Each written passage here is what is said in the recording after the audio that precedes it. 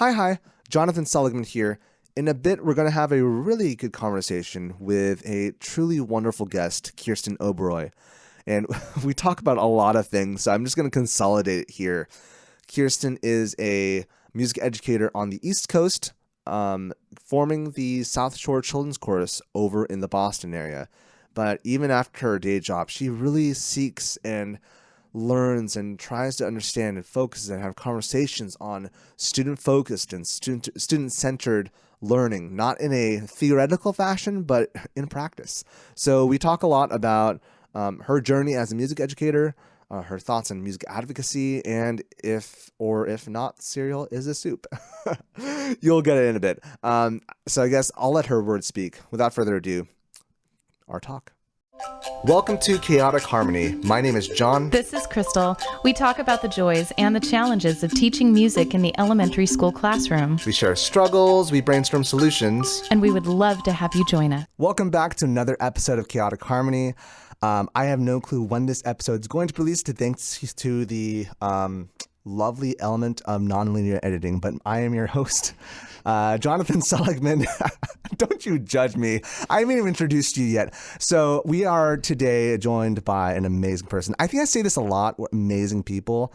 It's okay. They'll hear the microphone. It's all okay. good. I'm sorry. It's like falling down. That's good. I'm going to tighten that. Yeah, there we go.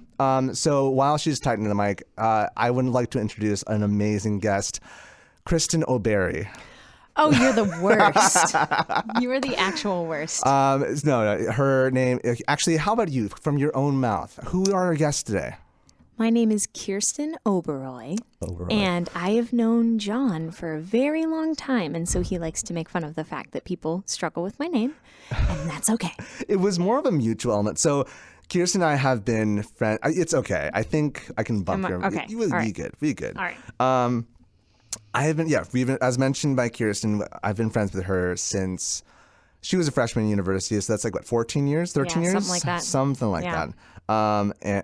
And as you know, my name is Jonathan Seligman, to the point where at the end of every episode, I always have to spell out my name, MRSELIGMAN, but people mispronounce our names. Mm-hmm. The point when we took poetry together, we were both called out, and it's going to happen. And the person in charge, up next is Joe Siegelman and Kristen Shelter. It's like, oh my gosh. Regardless, Kirsten is a wonderful friend of mine, and she is a fellow music educator from across the fields, across the whatever colloquialism you want to come over in the Boston area. So we'll get to her program notes in a bit. But before we start, I'm going to change it up. Since you're a guest of ours, I have 3 questions for you. All right, let's jump in. Is cereal a soup? I want to answer this very carefully. Is cereal a soup? I guess that you have to define what is a soup. Okay. Right? That's going to be an important first step to answering this very important question. What is a soup? What defines a soup? Gazpacho is a soup, That's and true. that is also cold. Mm-hmm. And it is defined as a soup. I think, is it liquid with something floating in it? My concern about cereal being I love a how soup. you're taking this so seriously. Go for it. Did you expect anything less? I don't know. My concern about cereal being a soup is that even gazpacho is at some point cooked. And cereal is not in any which way or form cooked. Well, actually, the cereal itself is baked. Ergo. I'm going to go with yes. Cereal is a soup. Okay, you heard it, ladies and gentlemen, all y'all. So, cereal is a soup from Kirsten Oberoi. What is the best song written in the past 100 years? Boom, boom. Whoa. Best song written in 100 years.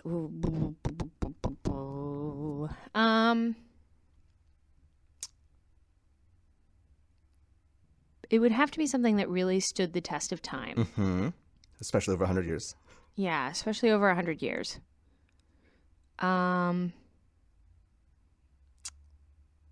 Something that I know, something that the kids know, something that their parents would know. Lightning, boom, boom. Oh, it's a lightning. You didn't say it was lightning. You said 3 questions. I was expecting the nonetheless. Okay, so. Okay. First All thought. right. First thought. First thought is something that everybody knows. Happy birthday. Happy birthday. Okay, and lastly, movable dough or fixed dough? Movable dough, 1,000%. Okay, cool. Before we get to your housekeeping, to your program notes, a couple of bits of housekeeping. First off, make sure to check out our Patreon. We have a Patreon. It's up. Thank you to our first subscriber, Jamie Junn, for helping us out. But if you want to check out our stuff, we are placing stuff on there, and there's merch to be looked at as well. Nonetheless, we're here not for that. We're here for Kirsten. So, Kirsten, tell us your program notes. Who are you? Where have you been teaching? What's your journey been? Just all the good news. And this is not lightning, so take your time if you want to. Not lightning. Not okay, lightning. Well, thank you for making that very specific. I need really good directions. No, thank you, John. So my journey starts in Massachusetts. I was born in Quincy, Massachusetts, to two people who did choral music in a very musical family. So I grew up extremely musical. I played the violin when I was very, very young and played concertos by the time I was 8 and quit by the time I was 9. And then I played the trumpet when we got to choose instruments in the 4th grade. And then when my parents split, I decided I was going to just be the black sheep of the family and not go into classical music, but I was going to do the devil's work. Ooh. Rock Musical and roll? theater. Oh, even worse.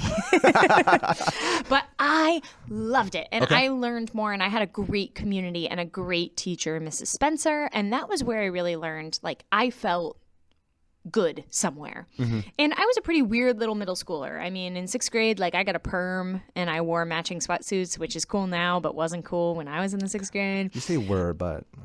And so, I had my things. I wasn't necessarily the coolest of personalities, but I found a home in musical theater. I loved going to after school practices. I loved just being around. And that really kind of catapulted me.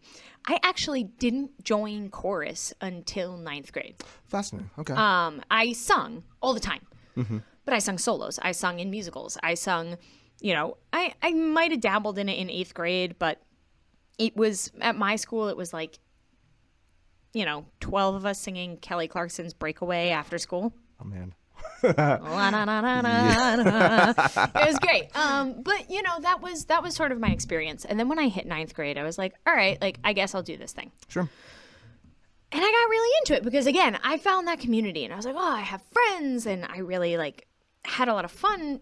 But again, it wasn't this crazy stellar super varsity choir program that I was performing this really incredible, and I quote, collegiate level music in high school. Don't get me started. We'll get that. We will down get the there. road. Yes. But I wasn't doing that. I was doing really basic high school music, and we did, sometimes we did things more challenging. Sometimes we did easier things, but it was great.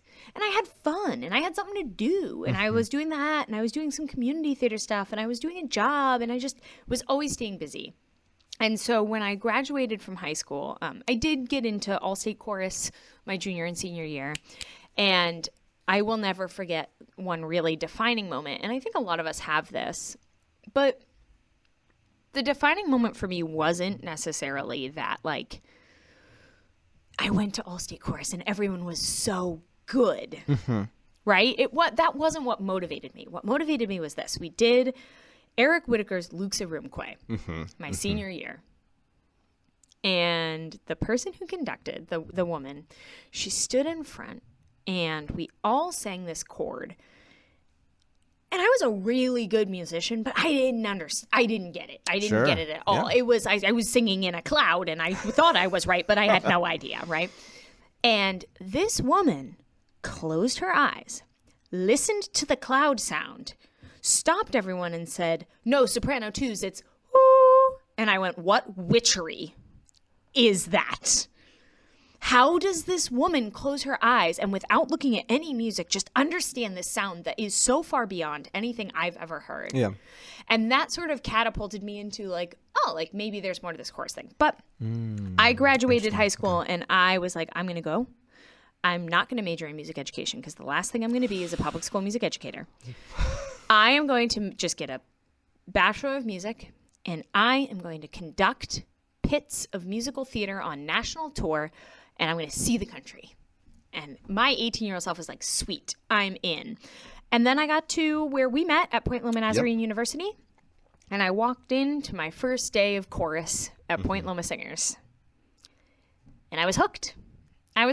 Just the community and how much of a family it was. But in musical theater, you'd do a show for 3 months. And those people, I mean, it was hyper family. Sure, I mean, yeah. you spent every single day. And they were your best friends. They were all you talked to. And then all of a sudden, whoop, especially in community theater, right? It was like, oh, okay, show's over, done. Some of those people I never saw again, and they were like my best friends for 3 months. And I realized that choir had more of a long-term thing. It wasn't seasonal. It wasn't seasonal. It was something that I could continue doing and creating relationships that lasted. And I was like, okay, I'm down for this. And then I became a music composition major. Hey. Because I really liked music theory, and that led to many a night composing in the computer lab with you and studying for music history and lots of 2 a.m. burritos. Lots of 2 a.m. burritos. But after graduating, I started building programs. Okay. Because I liked choir, but I liked people more. Yeah. And I really just like starting stuff. So I was like, all right, I started an after-school program at San Diego High School, and I started a before-school program at a middle school in Point Loma, and I started a summer choral intensive program through the professional choir I was singing at, and I worked for San Diego Children's Choir, and, you know, like I was doing just a little bit of everything, and I was freelancing, and I was, you know, sleeping till 11 and up till 3, and like it was just this crazy life schedule. And then my then boyfriend, now husband, was like, I want to go get a doctorate. So I need to move. And I was like, okay, guess we're moving. I was a little sad about it, but he ended up getting in and deciding on Boston University. So we moved back home. Okay. And when How was that for you? Like, it was okay. Yeah. It was okay. It was very familiar. Was it, did you feel like it was time, or did you not want, or did you? I guess I'm coming from the stance. Were you leaving when you left Boston? Did you want to stay in San Diego, or did you always have a feeling you would come back to the East Coast? I don't think I really had thought that far. Okay. To be honest, I don't think that there was a time in my life that I was like, I never want to see Boston again. Sure. Okay. A lot of my reasoning for wanting to move from Boston was that my parents were such big names in the community that I wanted to see if I could do it somewhere else. If I would still be, because I was kind of the daughter of, and I wasn't really. You weren't Kirsten. My own thing. Yeah. And I came here where I knew no one, and I was like, oh, I'm still good at this. Cool. That's great. I can do this thing. But when we moved back, I got a job with a children's chorus in the city of Boston proper. I lived on the South Shore and grew up on the South Shore. But I got a job in the city, and they named me at 24 their artistic director. And I was charged with training these 5th through 8th graders for Boston Lyric Opera, for the Boston Symphony Orchestra to sing Mahler with the bigwigs, and, you know, me, this tiny itty bitty little human, and all of the old white guys. And, you know, I did that job for a little while. Yeah. And it was a very interesting demographic that I had never worked with before. And they were all pretty, for the most part, pretty wealthy families. And these kids were in here because they really did want these names on their resume. They wanted to sing with the Boston Symphony Orchestra. Their parents wanted them to sing with Boston Lyric Opera. But they hated each other. That's fascinating. Because they were in the same chorus, but they were auditioning for the same roles. And then I was, you know, the organization was getting paid from the organization, and the parents were paying the organization, and I was just supposed to churn out kids that knew how the notes and rhythms went. It was almost as if chorus was a means for their politicking. Kind of. Yeah, it was almost like a casting agency in a way. And I felt really weird about it. And I was like, look, and I went to the board and I said, look, this is what I want to do. I want to turn this into a chorus. And they had 11 performances for the spring, including their own operetta to put on with 5th through 8th graders. And I was like, I've got an idea. How about we don't do that? Remind me of the age? 10 to 14. Unchanged voices. So I was like, cool. I was like, okay, like that's really exciting, but how about we not do that? And instead, let me just focus on the choir concert. I'll do a couple of these go outs, but let me build some community here. Yeah. And they literally went, nah. And I went, Okay. Wait, why not? Were they? Because that's not what they do. But what was their goal then? Exactly. To get the gigs with the names. Oh man. Okay. And that's okay. You know, I'm not talking down to that, because the kids also sort of had the same goal. You know what I mean? Their parents had the same goal. They were in this because that's what this organization did. Sure. And I don't think, with how young I was, I understood that when I took that job, that's the job I was taking. Yeah. Mm-hmm, mm-hmm. You know, I had seen those big names, and like I was excited. I was like, yeah, I want to be that human. And I taught them really well, and they were really good, because they had been doing this forever. Right. So they could sight read the heck out of anything, and they were stellar. But they didn't like each other. And I was like, something is off. So I ended up actually leaving that job. I lasted in that job for 3 months. But, you know, the interesting thing about it was I lasted for 3 months, and by that third month, I wasn't eating. I wasn't sleeping. I wasn't able to keep a schedule, because I was so at odds with my own self and my own philosophy that I was like, this is not what I want to be doing. Mm-hmm. And so I left. Yeah. And I resigned, and I worked at the mall. And I'm not, you know, putting down working at the mall. No, not at all. Because I still, to this day, I wait tables once a week because I enjoy it, and I like being brought back into a world that literally does not care at all if I teach music well. It's so good for my humanness to recognize, especially post-pandemic, that my life will go on without choral music, and I can be of service to the earth, and I can be of service and have worth in the world without that. And so my weekly restaurant and summer restaurant work helps me engage with people who don't care. Yeah. Mm-hmm. And it's awesome. It's great. So after that, I started working at the mall, and that was January of 2016. And I said, you know what? If I don't like the way other people do it, I guess I'll have to do it my own way. And that was where my organization was born, the South Shore Children's Chorus. And I founded it right in my hometown that I grew up in, the South Shore, Massachusetts. And now I also that year got a job teaching in a public school, 5th through 8th grade. And I was like, I'll do this for 1 or 2 years, and then I won't be a public school music educator. And 5 years later, it was one of the best experiences of my life. I learned more about myself. I learned more about teaching. I learned more about students. I learned more about philosophy. I had chance to experiment and explore with what I was doing. And then post-pandemic, I had a really tough time in Massachusetts. Instruments got approved sooner than singing, and I was... Could you expound on that? We talked about that a little bit before the record, but like, when you say instruments got approved, what does that mean exactly? The state had the rules, the COVID rules, right? And COVID restriction got through sooner than singing in. Yes. Okay. So we were not in a place in Massachusetts where we could do outdoors all year. Wait, why not? Because it's freezing, John. It's freezing? so cold. It's so cold right now in San Diego. It's like, It's 66 degrees. It's really nice. So freezing. No, but the COVID restrictions, basically they were able to bring the instruments inside, and they could rehearse inside 6 feet apart with instrument masking, right? And they still said no to singing.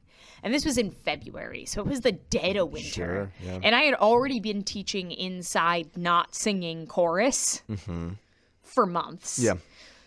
Everything was looking up. They got approved. I was livid. I was just mad at that point. I was just angry. And I'm not good at being angry, because I'm like a really happy person generally. Yeah. But I was really angry, and I remember walking into our shared music office, and I said, you know what? I give up. I'm just going to give the kids a study every chorus class. If they can play an instrument instead of switching off, they should just go to instrument, because they're actually going to do music. Right.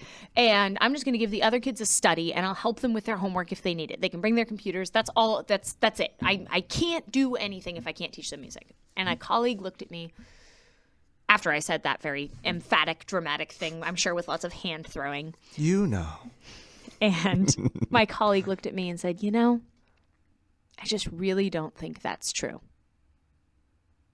Which part? That I didn't have anything that I could teach them outside of music. Oh. And I was like, it was really sincere the way he said that. And I was like, okay, like that's nice, but like what then? So I went home and I just thought about that over and over and over again. And then I started doing things like, you know, I have had a journey of how the heck do I organize myself for approximately the past 7 years. I think we're both in the same boat there. So I have about a closet full of planners that I used for 3 weeks and then didn't use again. So I went and I copied a page out of every planner and I made a packet and we went through and we said, what style works for you? And I was like, okay, maybe I can teach them that. Maybe they can come in and I can ask them how they are. Maybe I can actually be someone that can help them in life. And all of a sudden that was a shift where my priorities began to change. Okay. And I started to say, maybe it's not actually like singing brings them confidence, so they should learn how to sing. But maybe it's they gain confidence by having a relationship in a room of people being vulnerable and who they can trust, and then they get better at singing. And that brings me to today. I'm a full-time artistic director of my organization, the South Shore Children's Chorus. We now have 170 singers, grades K through 12. We do 17 classes a week, which is amazing. I have a staff of 15 that works for me, and I pretty much talk about this all the time. And, you know, I will shameless plug. I also have a podcast, and you can go listen to John's episode on my podcast from a while ago. We'll have to do a reboot. But my podcast is Choral Connectivity, a people-first approach to singing. And I talk to people from all over the country and one person from Ireland, from the Dublin Youth Choir. But we talk about just that singing comes second and people come first. And I have yet to see a point in which that doesn't work out way better than the other way around. Interesting. In that whole segment, I feel like I learned way more about you, despite the fact that I've known you for 13 years. Like, first off, I didn't know, like, scaling back to the very beginning. Yeah. I did not know that you were not part of choir until much later. And it's also interesting as you break down the whole element of musical theater, because I was never part of musical theater. Right. I did maybe dabble a little bit here and there, but like never was. And so like, oh yeah, that is vastly different. And so it's been really interesting because like even at Point Loma, I've always known you as you meet people where they're at. And it's something I commend you deeply for. No need to go. Thank you, John. Like, really, but like, I find it fascinating because first off, when I was on your podcast and like you making that the crux of your podcast, it goes to show that is there because it's not that way. It's not the norm, I'd say. And it blows my mind, especially since I grew up as a folk musician. So that's just, yeah. Right. Why do you think that is? Why is it that, what is it about music education that, or do you, I don't know. I can answer your question. You haven't even asked it well, but hey, this is my podcast. No need to throw shade at me on the microphone. Yo, yes, you didn't even say my name right when we started. Oh, that was intentional, girl. Okay. No, but so why? Yeah. I do think the why comes from, you know, we are trained when we say, okay, we are going to enter music and we are going to teach music. We enter music education programs, and pretty much what we are doing is skill building in music. We are learning to become better listeners. We are learning to become better sight readers, better.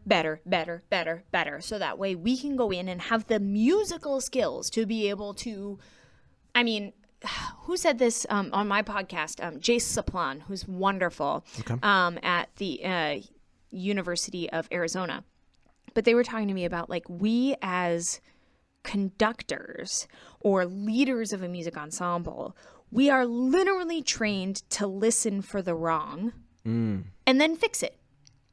That is what our training is. Like, everything we do is to be able to problem solve in a way, right? Oh, the tenors are singing the wrong note. Why are they singing the wrong note? Are they singing it because it's actually a wrong note? Are they singing it because their vocal technique, it needs some improvement? Are they singing a wrong note because there's another point in the piece where it's similar but not exactly what's written? So we're consistently problem solving. And we're consistently error detecting. Where's the error? Where's the error? Where's the error? So, and then we're taught to score study. How do you want the music to go? You take, because you are the leader, you take and you create this picture. And you get all of these people on board to your picture of what that sound is. Which is great. Except that's so preconceived. Yeah. And then we hear that picture and we say, no, excuse me, alto section, or even worse sometimes, alto voice. You are not fitting into my picture of what I hear. And the way I like to approach things is, do I go in when I conduct my group with an idea of what it sounds like? Absolutely. Yeah. I have ideas of what I want. I have ideas of what it sounds like. Now, part of that is because most of my group I've been teaching for a really long time at this point, so I know them really well, and I know what repertoire is going to work for them. But even when I go and conduct, I do a lot of honor choirs, a lot of festivals. I have an idea of what I want it to sound like. But then I'm consistently watching and going, all right, I got this bass, and I'm doing a middle school honor choir, and it's SAB repertoire, and all of the baritones are doing great, except that one bass, his voice is just a little too changed, and he's in the ninth grade, and he just does not have the ability to technically float a D above middle C right now. He just doesn't have that. So how can I adjust my picture to make that kid successful? How can I say, you know what? I know that this section says piano and that all sopranos, altos, and baritones are matching pitch, but let's do this. Can we just have sopranos and altos sing that note, and baritones, can you come in here, because when you come in the lower end, it will really bring together that phrase. And I'm not saying, hey, baritone, don't sing that if you can't float it. It's not what I'm saying. It's a very different direction. It's, how can I make this a creative choice, an artistic choice that fits the people in front of me? It's almost as if you as the director are part of the creation process, because you have to change just as much as the child has to change. And yet that's not there for a lot of people. It's not, because it's not how we're taught. But it's funny, because we always talk about, I feel like one of the most lauded things about music education, or arts education in general, is that it is a very creative element. It is not like the standard. It's not reading, writing, arithmetic. It's not rigid. And yet, how do we, how does the status quo of music education teach? Well, John, I've been talking a lot about this, and I think it's a lot in the way that we advocate for ourselves. I mean, for forever, NAFME and our overarching organizations, and we've been, even within our own sort of schools, we're saying, no, like, we deserve time of instruction because we are just like math. We are good for math. We are good for science, right? And then we're saying, oh, yeah, so we have to, like, quantify, that's the one. Yep. That's fine. Welcome, folks. This is me, 100% on the table for you. We have to quantify what we're doing. So we have to test every child in singing to make sure that they are at the standard that we are at. So, however, right, what we've decided to not take into account is that we are really, really different. Yeah. And Brené Brown, in all of her leadership books, has this way that she talks about fitting in versus belonging. And unfortunately, I think a lot of our music advocacy is about fitting in. Sure. And then, therefore, our teaching becomes about fitting in. Okay. Can you blend into the sound? Can you blend? Can you blend in? We're actually legitimately asking them to blend. Yeah. How is that creative? How is that expressive? Can you lose your identity to make sure that we as the homogenous sound quote unquote correct? And it's terrible. I hate it. Yeah. I hate it so much. And I don't even like using the word blend. Can you listen to your neighbor and make sure you're blending? Because the number one thing that any singer will do is sing softer. Let me hide myself more. Let me come more into, we're not taking account for body shape, body size, instrument, considering every single one's unique. No. We're not going to take that. Make the same sound. Let me tell you, I'm 5'2.5", and I make a lot of sound for a little girl. But like, if you put me next to someone pretty big or older, or literally any different from me in any which way you decide to talk about it, then guess what? We're going to sound different. Yeah. So we need to figure out how to take me plus you and belong in the same choir and in the same space. But I don't want to fit in with you. I want your and my voice to then jigsaw puzzle a piece together.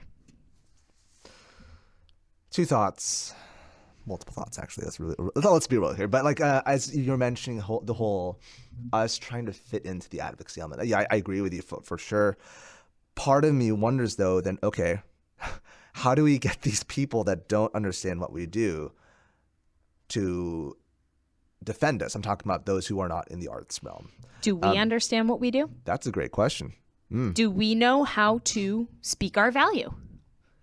Because, quite frankly, you're right.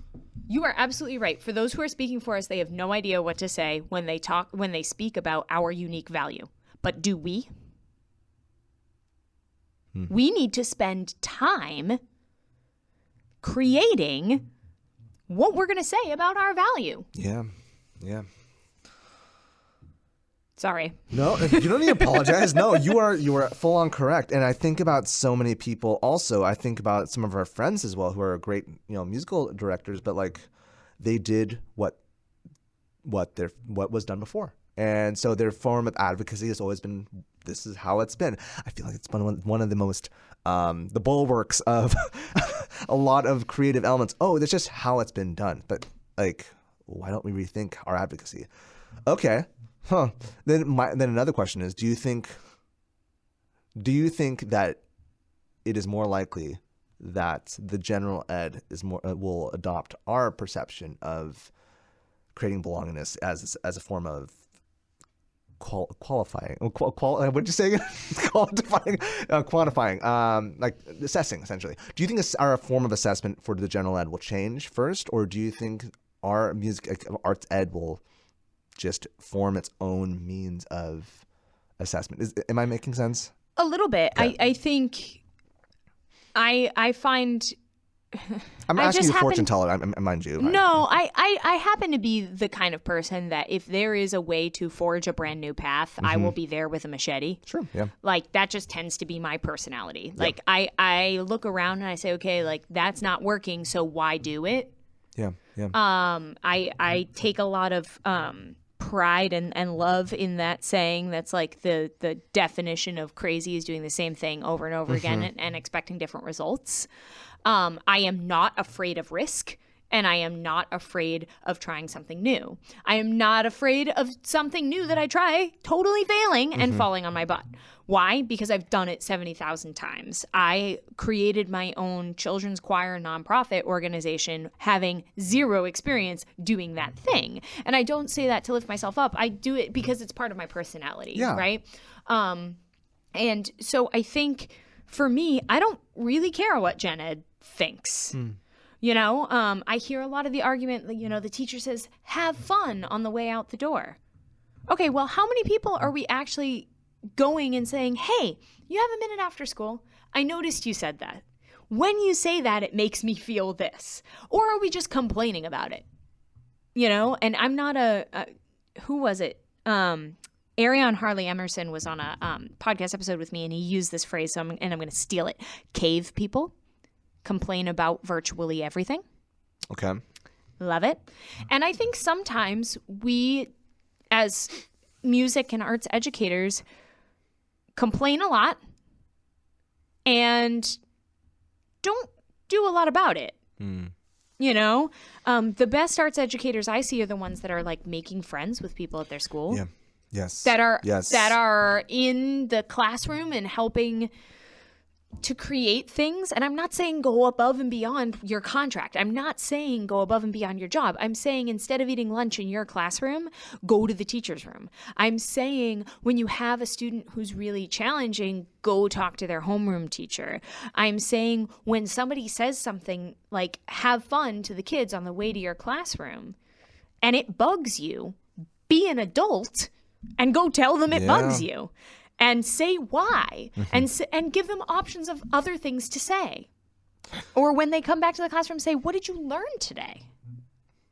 And I think that's going to be a really important part of changing our advocacy, is being able to name things and being unafraid to name it to other people. And also not really giving a crap if they care, right? Like, okay, like if some teacher at your school says, yeah, well, music isn't that important. Okay, that's your opinion. You can have that opinion. There's going to be a lot of people in life that you're not going to be able to change their opinion of. But there's a lot of people out there that maybe we could change their opinion if we approach them the right way and if we knew what we were going to say, right? A lot of changing people's opinions is giving them new words. So don't just say, hey, can you not say go have fun when the kids leave? Say, instead of saying have fun, because I think that kind of can paint the picture that my classroom is only fun and not as content-based as yours. Although I do agree that it is fun and I want it to be fun for the kids. Maybe could you try saying, whatever else you want, but enjoy yourselves. Or I can't wait to hear what you learned today in music. And then when they come back, I don't know. I just think that it's important that we use words and that we give people new verbiage if we're going to try and change things. Yeah. I like that a lot. I think a lot of what you just said there is like, first off, do the stuff. Similar to what you were saying in your class, rather what I said about you in your class, and that you meet the child where they're at.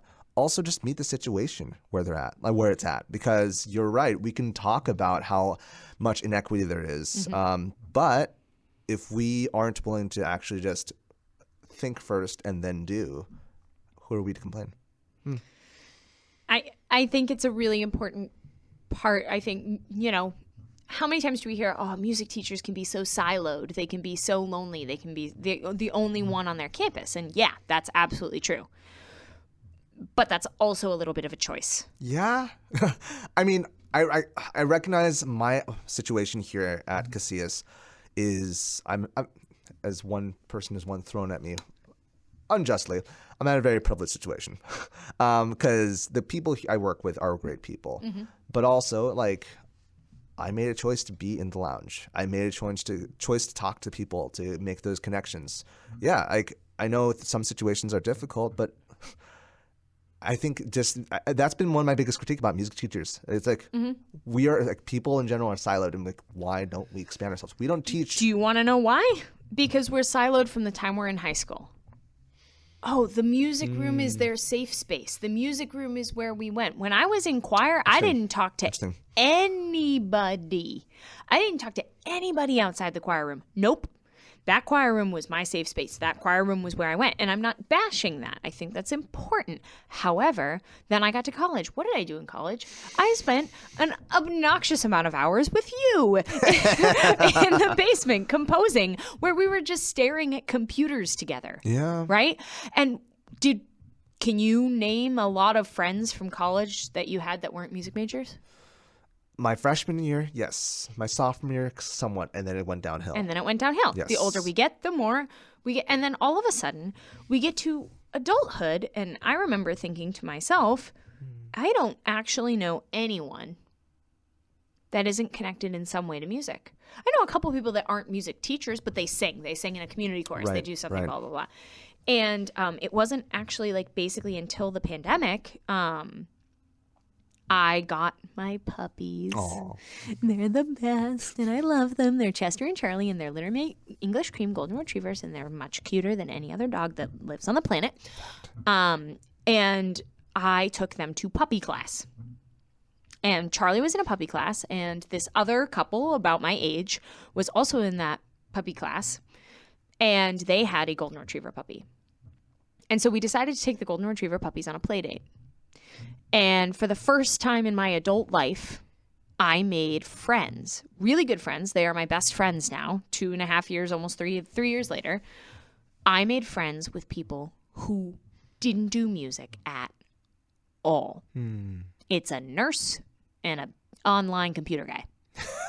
Online computer guy. Yeah, I don't know. I never know what online computer guys do. That's okay. But you know, my friends George and Elizabeth are some of the most important people in my life, and part of that is because, again, and if I keep going down this rabbit hole, we tie so much worth to what we do. Yeah. We are only worth on this planet what we teach. But when you make a friend, or like I was saying, when you go to a restaurant job, where they like you because of who you are. And I'm willing to bet, I'm going to make up some research. I'm willing to bet that at least 87% of music teachers, that is a totally made up number. I have not done this research, but at least 87% of music teachers only hang out with other music teachers.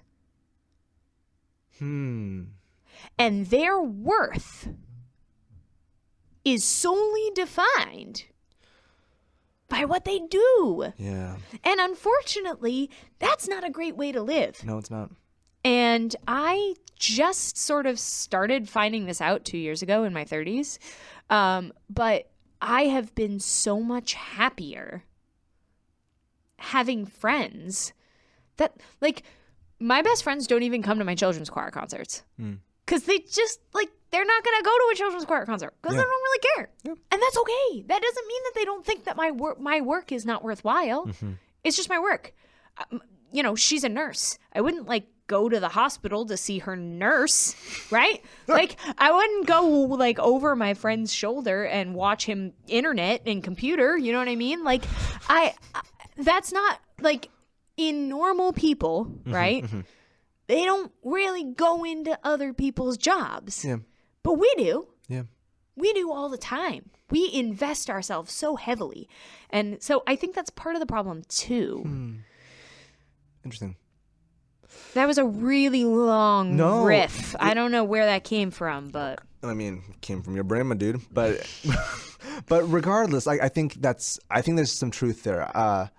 And even if you have friends that, you know, or even if there are music teachers that, you know, have multiple friends that are beyond that, it still is, I think there's a truth behind that. There's always that element of the music room was always a safe room. And we do that for our students, and that's great. I think it's also important for us to find ways, I guess, also to encourage them to find safe spaces beyond the walls that we teach. Or at least teach them the worth of them without the music, right? Yeah. Like when my students, I like to think of my rehearsal. My rehearsal is a very, very, very safe space. And I think that's an overused word now. And we just keep using these words over and over, and like they lose meaning the more we use them. But I have one that I like to throw in there. I'll share with that afterwards. But so in my rehearsal, I like to imagine that each of my kids comes in with a backpack, right? And that backpack has weights and stories and feathers inside, right? And when they come in my door, I'm not going to tell them to leave their backpack at the door. We have now gone past that in SEL. We recognize that saying leave it at the door, come in and rehearse is not good for mental health. Yeah. It's really not good for mental health. So we know that now, but they've got these backpacks on. And during that first 15 minutes when they're coming in, I'm going around and I'm asking them, what do you want to share with me from your backpack? And they don't have to share what they don't want to share. They can share a weight, they can share a story, they can share a feather, right? But maybe it's just a feather. I had a test this week. Okay, cool. Great. That's just a feather. Yeah. But it gives me something that I don't care about how you sound here. And then they start to share these weights and feathers and stories with each other. So I'm not just teaching them music. I'm teaching them how to relate with one another and then how to turn that into expression on the musical stage. But it is so important. I mean, it's crazy to think how many times we look at a student or we, and often sometimes this actually works the opposite way. Have you ever looked at your classroom and recognized an important musical kid isn't there and you go, oh crap, how am I going to run this rehearsal? I understand that feeling. I'm gone, but I understand that feeling, yes. Right? Like, I know it's happened to me. I'm like, oh, like my kid that sings alto really loud and really right isn't here, right? But what that is saying is it's putting higher weight on some students than others, right? Which is another topic I won't dive into right now because I could keep talking about this forever. But I actually am currently writing an article on it, on why I think we should stop doing section leaders in high school ensembles. Okay. I'd be curious to read that. Yeah. Where's it getting published? The Chorus Connection blog. Okay. Check it out. When will it be published? When I finish writing it. But yeah, I just think it's, when we have this, and I quote, safe space, we have to recognize that it needs to be a safe space for people, and we create it. Not its own magical safe space. Yeah. We create it. We have to be active and actually create. I mean, to Correct. make it. It's intentional. Yes. I mentioned this on the podcast before. I don't think your podcast I mentioned it on, but it wasn't coined by this person, but there's an amazing music educator, Alice Soy. She mentioned this topic of creating courageous spaces. And I've heard that. Yeah, I think it's a good addition, not a replacement, but a good addition to remember. It's not just about I feel like courage is also something that isn't just passive; it's constant. And so having in the back of my mind is we need to make sure that this space isn't always going to be safe. It's not always going to be courage whatever. But we have to make it. Yeah. And it helps us remember as educators that every single thing that comes out of the child's face means that they had to be brave enough to let it come out of their face. Yeah. Right? And that that includes mistakes, that includes things that are good and things that are musically correct and things that are not musically correct. Everything they do, every motion they make is brave in its way. Yeah. And it's adding to that courageous space. And the tricky part is we have to get them to be creative or courageous with each other. Yes. Not just us. Yes. And then being courageous with people outside of the room. And ultimately, that's the goal. And I think that's the difference in what we're saying in creating that safe space in the classroom. And then we basically never leave it. And we only talk to people who do our thing for the rest of our lives. Remember that thing? Instead, can we teach students, this is how to be brave. This is how to be courageous. This is how to start a conversation with someone you don't know within your thing. Yeah. Now go do it outside of your thing. Right? And it doesn't mean that they have to stop loving chorus more than anything in the entire world, right? That's not what I'm saying. I'm not saying that, but I am saying that are we breeding a social world where we are the only ones who do our thing? I look at normal people and they have a bunch of friends who do a lot of different jobs. Yeah. Yeah. And I'm like, that's so weird. I don't know anybody that has a bunch of friends that do a different job. Or it's just, I just think, okay, I've already said that. So I'm going to not repeat myself 75,000 times. Kirsten, I don't know. You've shared a lot. And I think, I don't know, there's just so much that when I first wanted you to speak on this podcast, it was very much, Kirsten's very much, she's inclusive. She something that you mentioned in the article with Point Loma Nazarene was, what was the notion on elitism? Oh, I don't remember. You don't remember? You wrote it. I didn't write it. Somebody wrote down what I said, and I say a lot of words, John. We're starting a culture that gets rid of elitism. That's the reason.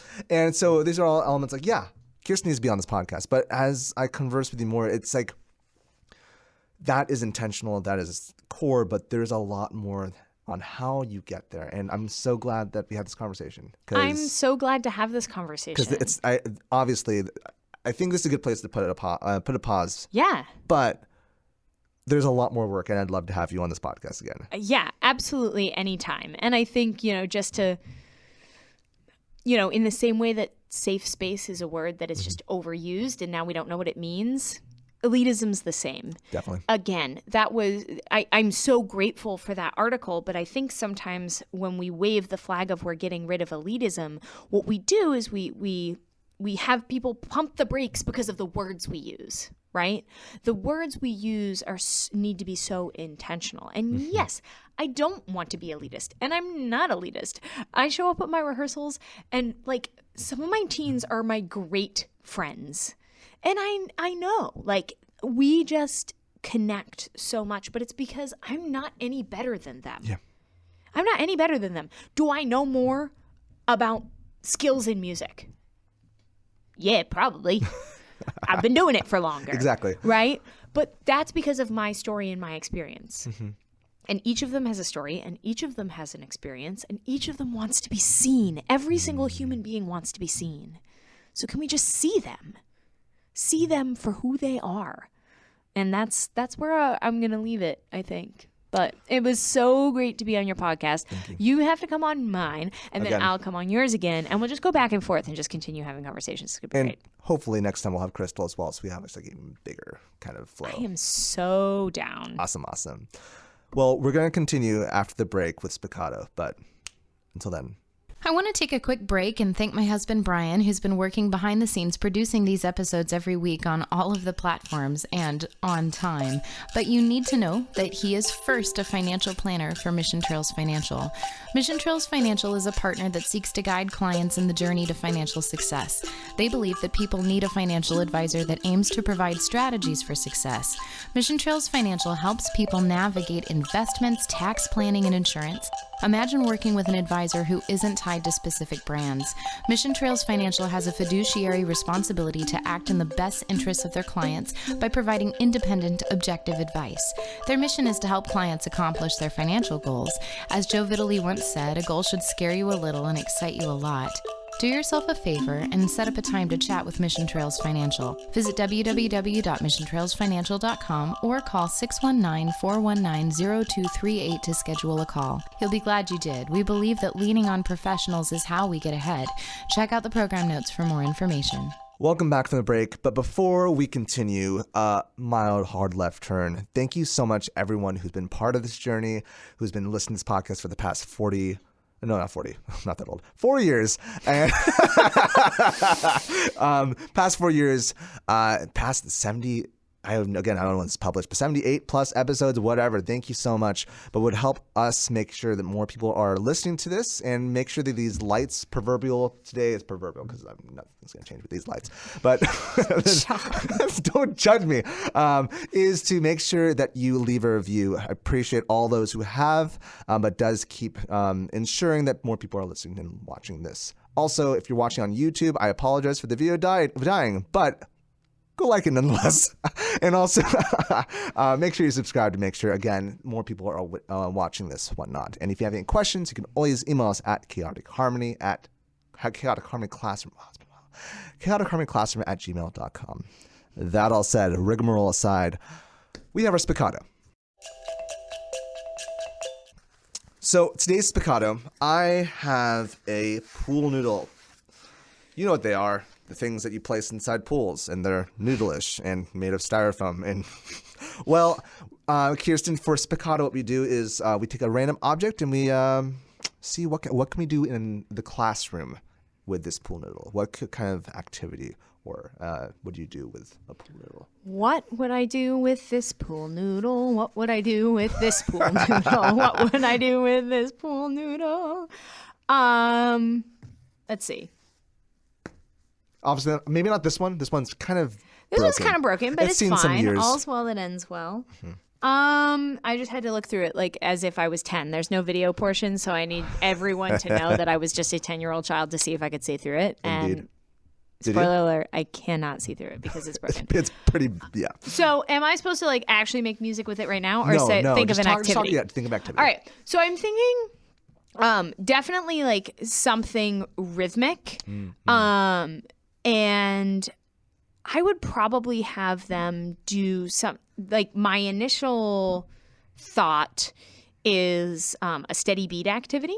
And I would put 2 lines of students facing each other, and they had to pass it on the beat. So it'd be like 1, 2, and they have to pass it so that it diagonally makes its way down the line, and then you could add a second one. Okay. So that way everybody's doing it, right? Okay. Everybody's doing it, and then you've got this line of pool noodles, and then the last kid's got to run around to the end of the line and start again from the beginning. So something we didn't talk about in the main podcast is I love the activities that you've posted on regarding in South Shore, in your chorus. Like, it is very interactive. It is not your standard sit on the chair and we sing. Oh, yeah. I don't sit on chairs well. So that's perfect. I love it. It's so visual and beautiful. What would I do with a pool noodle? I think for me, I really want to hit you with it. I'm not going to lie. you can hit me on this side as long as you hit don't hit my. All right. I'm not going to hit you right now. Okay. We'll save it for later. We'll save it for later. We'll just make some content, you know. I think with pool noodles is I'd use it as kind of like there is an activity that Dave Thaxton, who is a music teacher over at Reno, he calls it geometric digression. It's amazing. I love it. It's pretty much he plays music and you start off, you create a pose and you hold it for 32 beats. And then you create a new pose and you hold it for 16 beats. And then you hold a new pose, you hold it for 8 beats. Then 4, then 2, then depending on the piece of music you use, either 1-1 or 1-1-1-1. And then you go back to 32.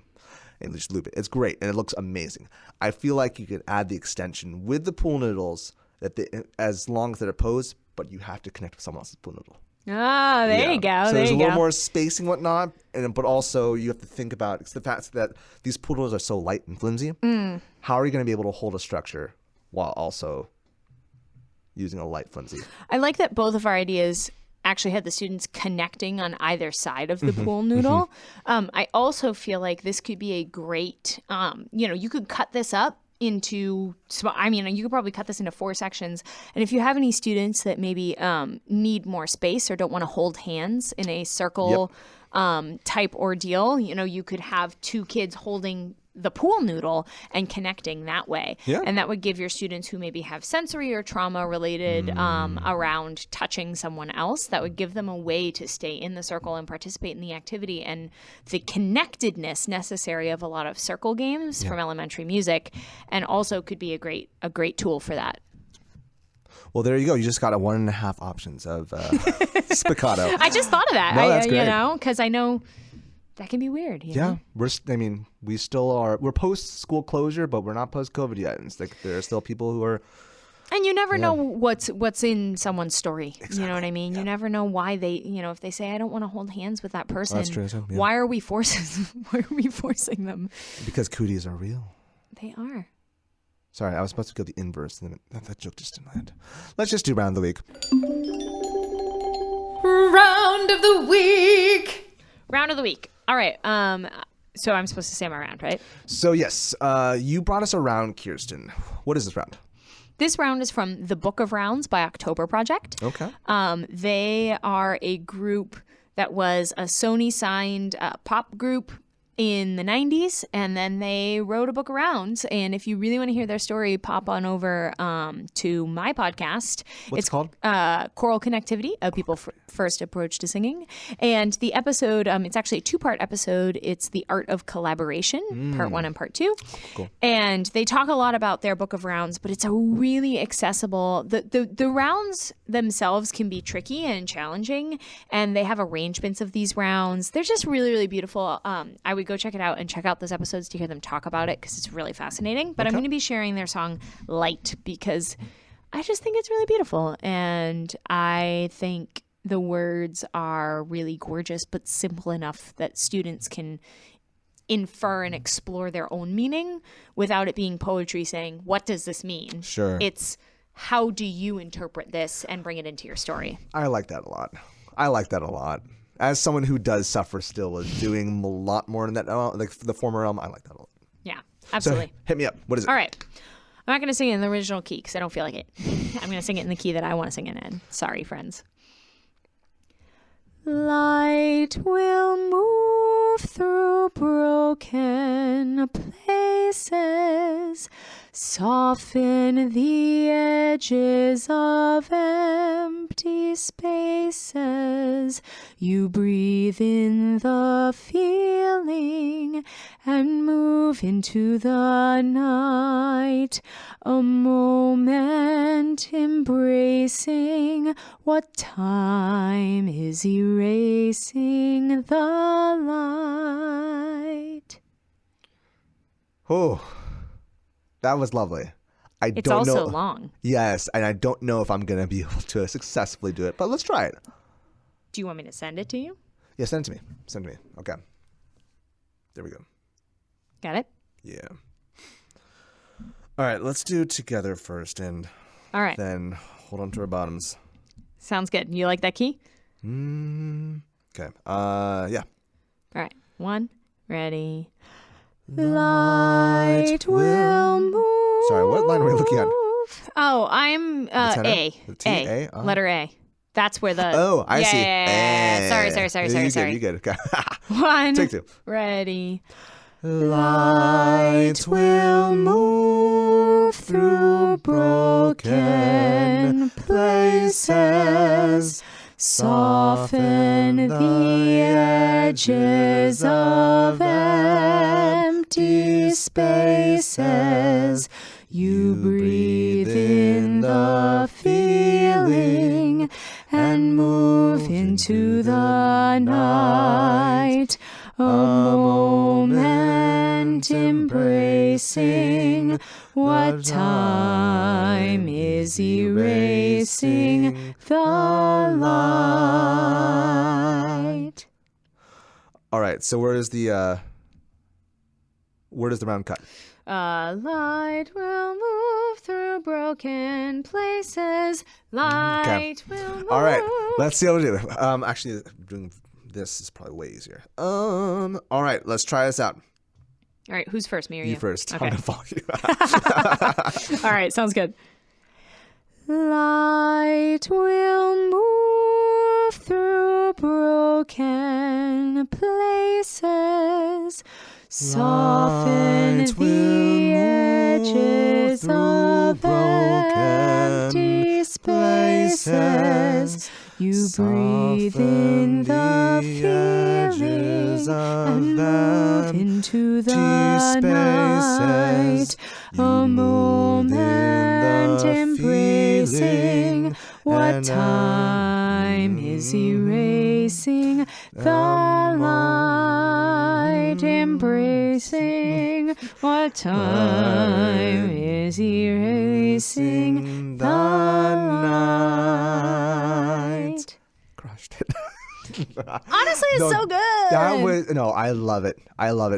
Definitely not with your second graders, but like still lovely. I think it's really lovely for second. The arrangement itself is accompanied. It's got it is a round, but it's got different elements to it.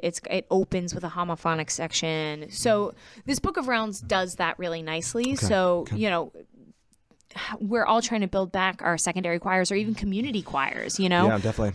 Adult choirs. They're not rounds that are meant for children, which I think is awesome and needed. Definitely, yes. Because the musical skills that builds is necessary, but it has text and melody that is more appropriate for like a secondary or like adult choir. Yeah. And I think also if you teach K through 6, that's definitely, if it's 5 and 6, I think could. Oh, absolutely. They could do the round part for sure. I think the arrangement is for SAT. I'm actually writing a baritone part for them because I want to do it with my students. They were like, cool. Like, you need to do it how you're going to do it because people first. And I'm like, yeah, People you're first. awesome. Cool.